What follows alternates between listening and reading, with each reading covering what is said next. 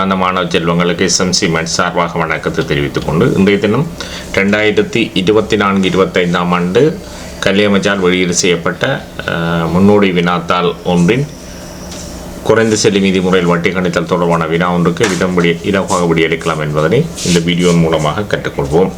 இதுவரை சப்ஸ்கிரைப் செய்யாத மாணவ செல்வங்களும் புதிதாக இணைந்து கொள்ளும் அன்பார்ந்த மாணவ செல்வங்களும் சப்ஸ்கிரைப் செய்து அதிகம் பகிர்ந்து உதவுவதன் ஊடாக ஏனைய நண்பர்களும் பயன்பெறும் முகமாக அதிகம் பகிர்ந்து உதவுங்கள்.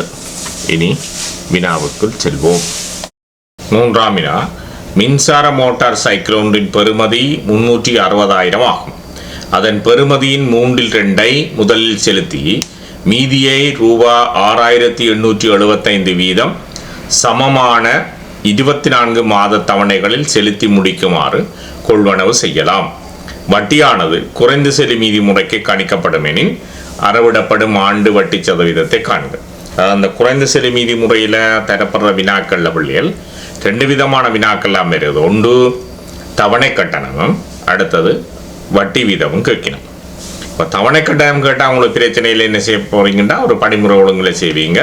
பொருளில் பெறுமதியிலிருந்து முற்பணத்தை செலுத்துவியல், முற்பணம் செலுத்தின அப்புறம் கடனாக இருக்கிற தொகையை எவ்வளோ கால பகுதியில் வட்டியோடு சேர்த்து செலுத்துகிற படிமுறைகளை கேள்வி வரும். அல்லது நீங்கள் படிமுறையாக செய்யலாம். முதல் கடன் தொகையை காணுவியல், அடுத்த வட்டியின்றி ஒரு மாதம் செலுத்துகிற தொகையை காணுவியல், அடுத்த மாதங்கள் எண்ணிக்கையை காணுவீங்க, அடுத்த மாதல ஒன்றுக்கான வட்டியை காணுவீங்க, அது பிறகு மொத்த வட்டி காணுவீங்க. மொத்த வட்டிக்கு என்ன செய்ய போகிறீங்க, கடன் தொகையோட கூட்டி போட்டு எத்தனை மாத தவணையில் செலுத்த வேணுமோ அந்த மாத தவணைகள் எண்ணிக்கையால் வகுத்து விட்டிங்கன்னா தவணை கட்டணம் வரும். இதுக்குள்ள உங்களுக்கு ஒரு பிரச்சனையும் இருக்காது. இப்போ இந்த வட்டி வீதம் கணிக்கிற கணக்கில் எப்படி வரப்போகுதுன்னா பிள்ளைகள் தவணை கட்டணம் தெரிவினம் எவ்வளோ மாதத்தில் செலுத்துறேன்னு சொல்ல போயினோம். அதிலிருந்து நீங்கள் என்ன செய்ய போகிறீங்கன்னா இந்த ஆண்டு வட்டி வீதத்தை காணணும். இதுக்குள்ள அப்படித்தான் சொல்லப்பட்டிருக்கிறேன்டா 360,000 பெறுமதியான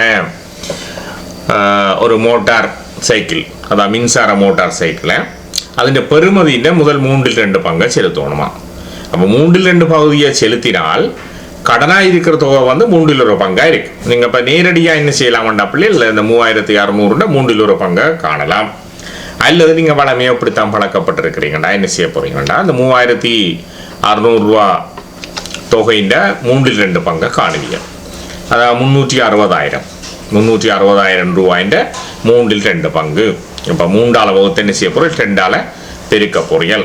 360,000 3ஆல் வகுத்தீங்கன்றால் எவ்வளோ வரும், 120,000. 120,000 2ஆல் பெருக்கினீங்கன்னு சொன்னால் எவ்வளோ இருக்க போகுது, 240,000 வரப்போகுது.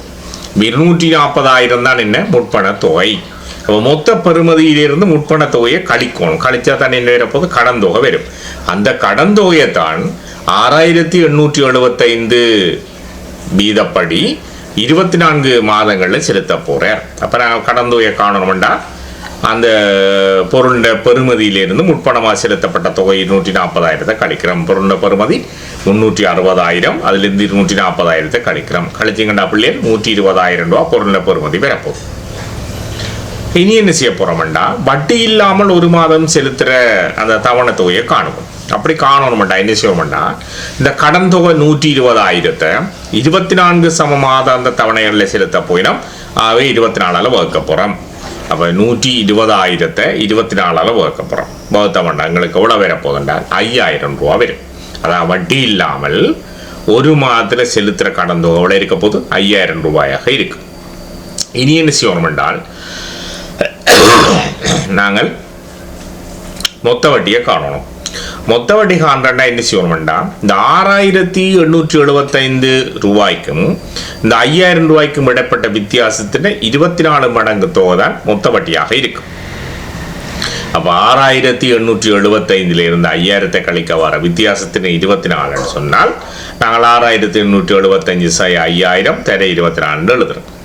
6,875 5,000 கழிச்சு விட்டோம்டா பிள்ளைகள் 1,875 ரூபா வரப்போகுது. அந்த 1,875 24ஆல் பிரிக்கணும்டா 45,000 ரூபா வருது. அப்போ மொத்தமாக செலுத்தப்படுற வட்டி எவ்வளோ 45,000 ரூபா. இனி என்ன செய்ய போகிறோம்டா மாத எண்ணிக்கையை காணுவோம். 24 சம மாத தவணைகள் செலுத்தணும் என்றால் 24 நாங்கள் என்ன செய்ய போகிறோம் 25 பெருக்கி 2 வகுக்க போகிறோம். அப்போ 24 2 வகுத்தீங்கன்னா 12, 12 25 பெருக்கிறீங்கன்றால் 300 வரப்போகுது. இப்போ மாத அலைகள் எண்ணிக்கை 300 அலைகளில் அதை கட்டி முடிக்கணும். ஆகவே நாங்கள் என்ன செய்யலாம்னா அந்த மொத்த வட்டியை 300 வகுத்து மாத அலை ஒன்றுக்கான வட்டியை காணுவோம். இப்போ 45,000 என்ன செய்ய போகிறோம் என்றால் 300 வகுக்க போகிறோம். இப்போ 300 100 வகுத்தீங்கன்னா 3 முறை, 45,000 100 வகுத்தீங்கன்னா 450 முறை வரும். இப்போ 450 3 3 450 வகுத்தீங்கன்னா 150 ரூபாய் இருக்க போகுது. இப்போ மாத அலகு ஒன்றுக்கான வட்டி எவ்வளவு இல்லையா 150 ரூபா. இனி மாத அலகு ஒன்றுக்கான வட்டியை கணிக்கிற முறையை பார்ப்போம். என்ன செய்ய பொறியல் வட்டி இல்லாமல் வருமானம் செலுத்துகிற தொகை 5000 தர 100 x தர 12 1. இப்போ மாதல ஒன்றுக்கான வட்டி 150 கண்டிருக்கோம், அதுக்கு சமப்படுத்துவோம். சரிதானே? என்ன செய்ய போகிறோம் வட்டி இல்லாமல் செலுத்துகிற ஒரு மாத கடன் தொகை 5000 தர 100 வட்டி விதம் தெரியாத x தர 12 1. மாதல ஒன்றுக்கான வட்டி தானே. இப்போ 12 1 பெருக்கோணம். அது என்னத்துக்கு சமம்னா இந்த மாதல ஒன்றுக்கான வட்டி கண்டிருக்கிற 150 ரூபாய்க்கு சமம். இனி இந்த 100 வகுக்க பொறியல் அதே 5100 வகுத்தீங்கன்னா 50 முறை. நீ 50 இந்த 150 வகுத்தீங்கன்னு சொன்னால் என்ன செய்ய போகிறோம் 10 வகுக்க போகிறோம். முதல் 50 10 வகுத்தீங்கன்னா 5, 150 10 வகுத்தீங்கன்னா 15. இனி இந்த 5 15 வகுத்தீங்கன்னு சொன்னால் 3 முறை. இனி 12 x சமன் 3 வரப்போகுது. அது நாங்கள் என்ன செய்ய போகிறோம் குறுக்கால பெருக்க போகிறோம். அந்த 3க்குள்ள 1 இருக்குது, 1 x பெருக்கோட x. இந்த 3 12 பெருக்கிறேன்னா 36. ஆகவே இந்த ஆண்டு வட்டி விதம் எவ்வளோ இருக்க போது 36% இருக்குது. சிறந்த வழியில் இப்போ திரும்ப ஒரு சொல்கிறோம் பாருங்கள். மோட்டார் சைக்கிளில் பெறுமதி 360,000 ரூபா. அதில் 3 பிரித்து 2 பங்கு முற்பணம் செலுத்தணுமா. இப்போ 3 வகுத்து 2 பெருக்கிறோம்னு சொன்னால் முற்பணமாக செலுத்துகிற தொகை வந்து 240,000 ரூபா.